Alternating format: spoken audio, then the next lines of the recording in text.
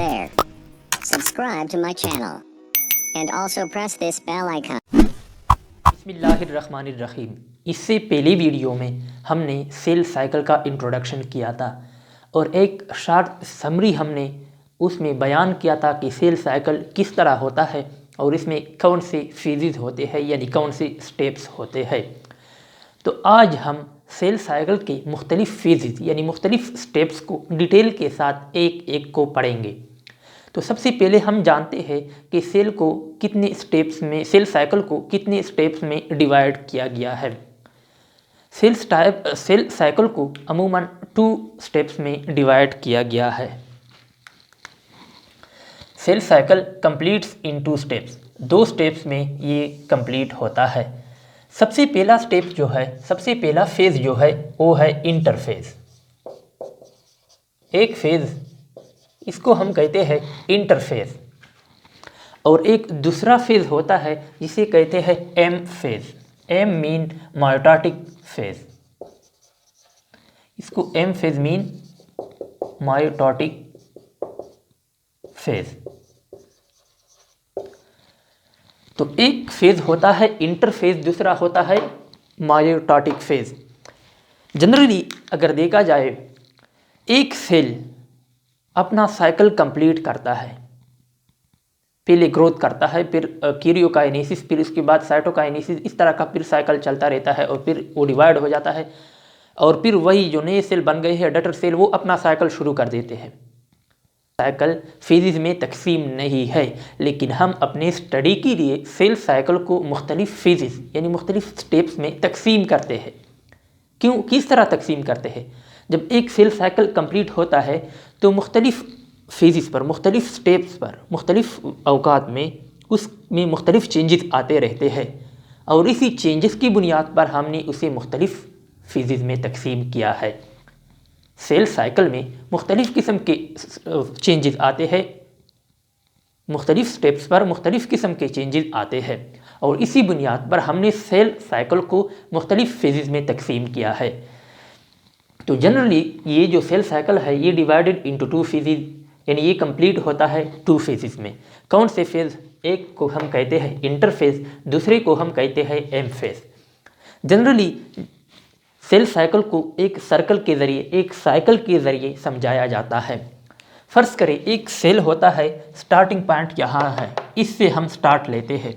एक सेल है वो सबसे पहले इंटरफेज में दाखिल होता है, यहाँ से लेकर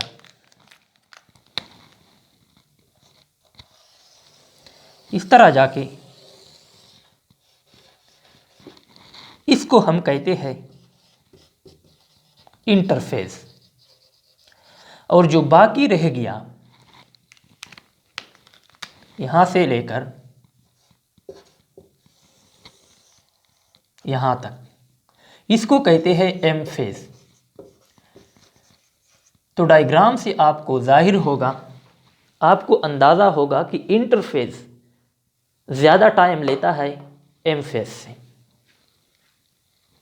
गौर से सुने, इंटरफेज ज़्यादा वक्त लेता है, साइकिल का ज़्यादा हिस्सा कौन कवर करता है?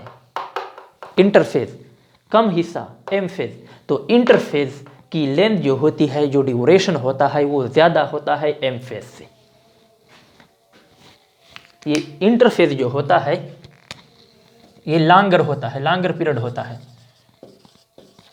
और ये मायोटाटिक फेज जो होता है वो शार्टर पीरियड होता है। अच्छा, अब आगे देखते हैं कि इंटरफेस को कितने फेजेस में, कितने सब फेजेस में डिवाइड किया गया है और एम फेज को मज़ीद कितने सब फेजेस में डिवाइड किया गया है। अमूमन इंटरफेस को 3 सब फेजेस में डिवाइड किया जाता है। पहले को हम कहते हैं G1 फेज। जी से मुराद gap 1 phase.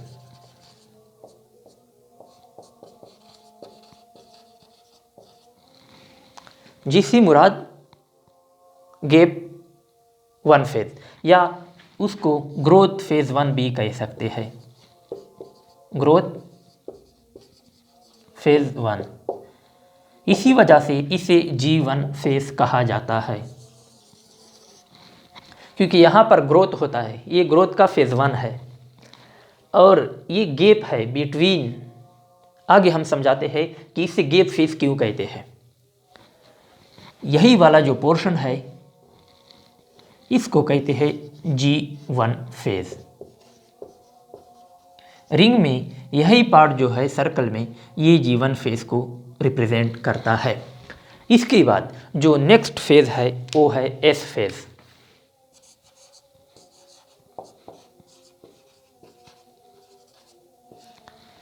S phase synthesis phase होता है। यहाँ पर सिंथेसिस होता है किस चीज़ का? डीएनए वगैरह का। यहाँ पर जो इम्पॉर्टेंट स्टेप है इंटरफेस का वो है एस फेज़। यहाँ पर सिंथेसिस होता है। सिंथेटिक फेज़ उसे कहते हैं सिंथेटिक फेज़। इसको कहते हैं सिंथेटिक फेज़ और ये सर्कल में रिप्रेजेंट करते हैं इसी पोर्शन से। ये है एस फेज़। इसके बाद जो तीसरा सब फेज़ है इंटरफेस का वो है G2 फेज़। G2 फेज़ को गैप 2 फेज़ भी कहते हैं। जिस तरह हमने G1 को गैप 1 फेज़ का नाम दिया था, इसी तरह G2 को गैप 2 फेज़ का नाम भी दिया जाता है या ग्रोथ फेज़ 2 भी उसे कहते हैं। ग्रोथ फेज़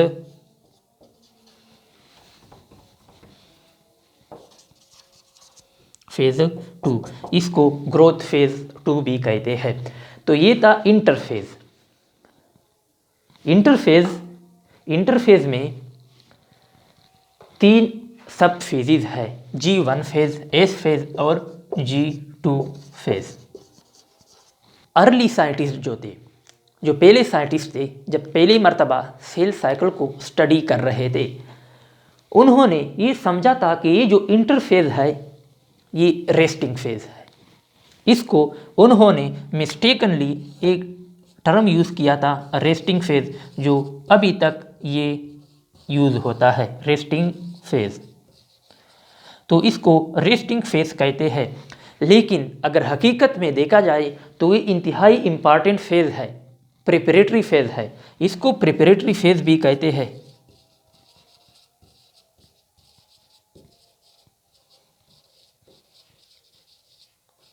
इसको प्रिपरेटरी फेज़ भी कहते हैं क्योंकि यहाँ पर सेल अपने आप को प्रिपेयर करता है, ग्रोथ कर लेता है, वेरियस जो सेल ऑर्गेनेली है, डीएनए वगैरह है, इन सब का कॉपी बना लेता है।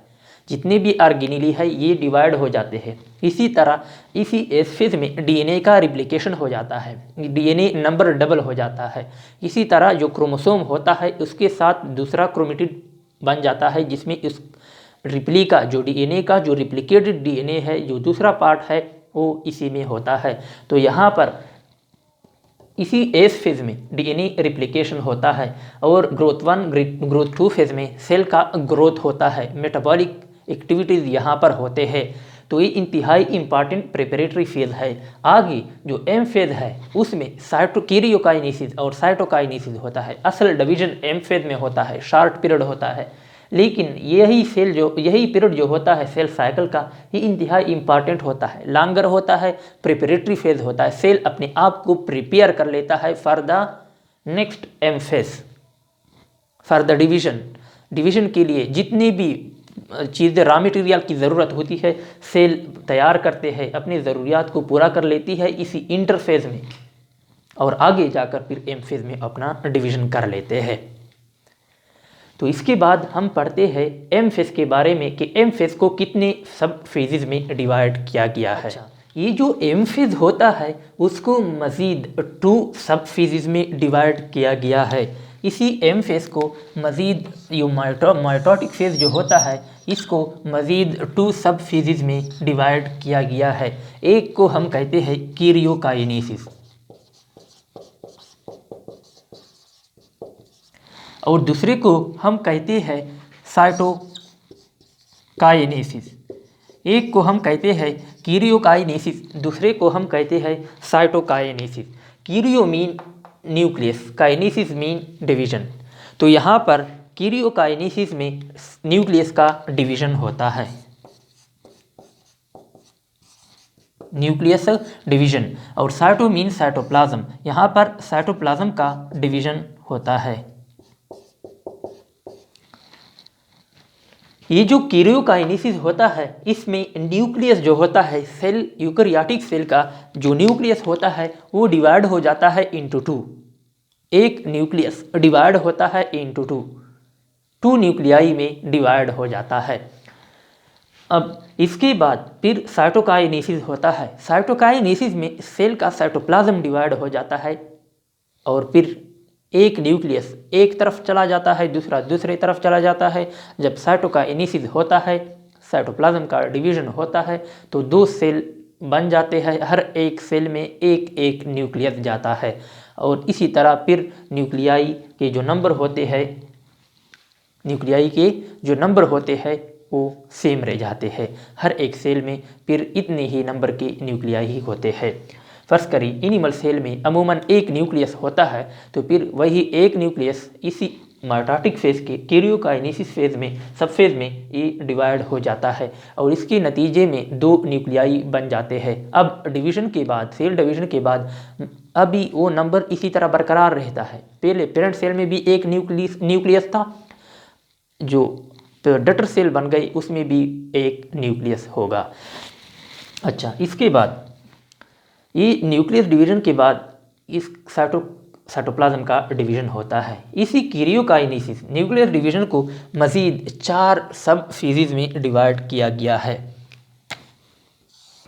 एक को हम कहते हैं प्रोफेज,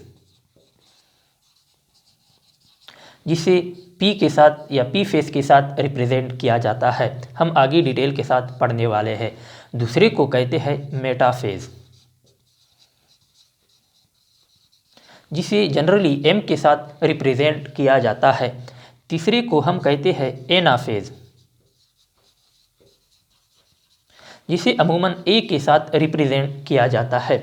और लास्ट स्टेप, फोर्थ स्टेप को, फोर्थ सब फेज को कहते हैं टेलोफेज, जिसे अमूमन टी के साथ रिप्रेजेंट किया जाता है।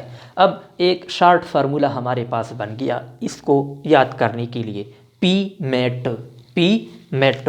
हम इस तरह उसको याद कर सकते हैं बिलतरतीब PMAT, P MAT, prophase, metaphase, anaphase और टीलोफेज। अब उसको आसानी के साथ हम इस तरह याद कर सकते हैं। अब ये एमफेज जो है 2 फेजेस में डिवाइड किया जाता है। किस तरह डिवाइड किया जाता है? यहाँ से लेकर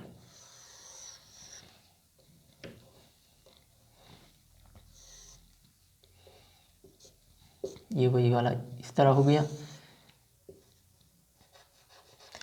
ये जो फेज है, जो 4 रेड लाइन हमने शो किए हैं, इसको कहते हैं कीरियोकाइनेसिस।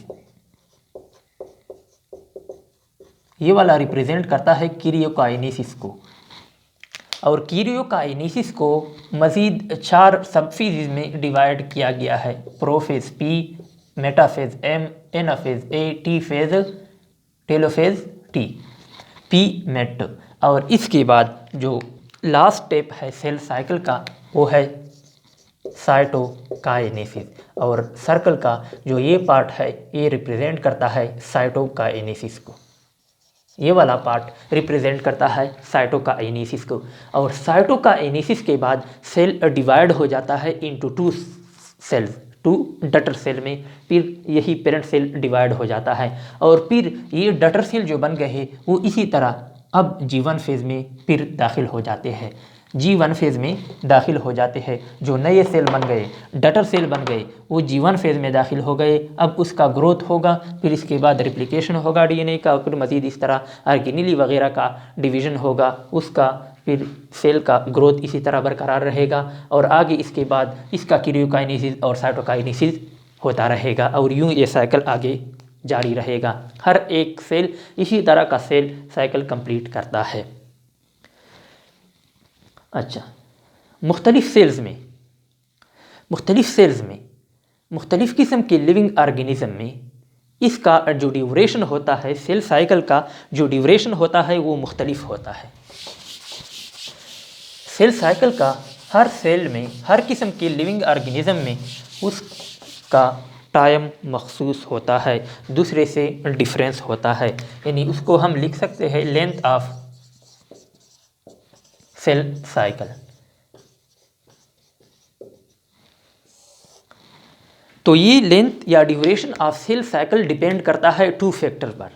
एक सेल का इंटरनल फैक्टर जो सेल टाइप पर डिपेंड करता है कि कौन सी स्पीशीज से ये सेल ताल्लुक़ रखता है, और दूसरा एक्सटर्नल इन्वायरमेंट पर जो कंडीशन है इस पर ये डिपेंड करता है।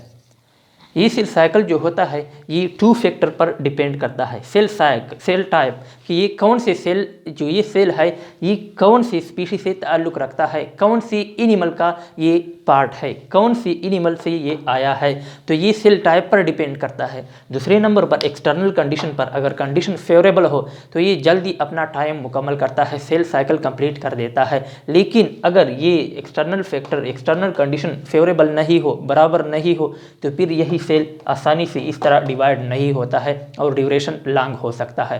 तो इसी तरह ये इसी 2 फैक्टर्स पर डिपेंड करता है। फर्ज करें हम ह्यूमन सेल को लेते हैं, अगर वो हम कल्चर मीडियम में, फर्ज करें एक टिपिकल ह्यूमन बीइंग का सेल है और उसको हम डिवाइड करते हैं इन द कल्चर में हम स्टडी करते हैं, एक्सटर्नल कंडीशन फेवरेबल है, सेल टाइप ह्यूमन बीइंग का है, तो ये जनरली 24 आवर्स में ये अपना साइकिल कंप्लीट कर लेते हैं। 24 आवर्स में ये अपना सेल साइकिल कंप्लीट कर लेते हैं।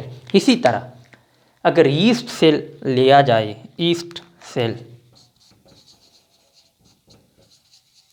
तो वो तकरीबन 90 मिनट्स में अपना सेल साइकिल कंप्लीट कर लेता है। 90 मिनट्स मीन्स 1.5 आवर में अपना ये सेल साइकिल कंप्लीट करता है। तो ये जो सेल साइकिल का जो ड्यूरेशन होता है, जो लेंथ होता है, ये डिपेंड करता है सेल टाइप पर और एक्सटर्नल फैक्टर पर। तो इंशाल्लाह इसके बाद हम एक एक फेस को, सबसे पहले हम इंटरफेस के G1 फेस को, फिर S फेस को, फिर G2 फेस को, इसको डिटेल के साथ पढ़ेंगे, फिर M फेस को शुरू करेंगे और हर एक फेस को इंशाल्लाह डिटेल के साथ पढ़ेंगे।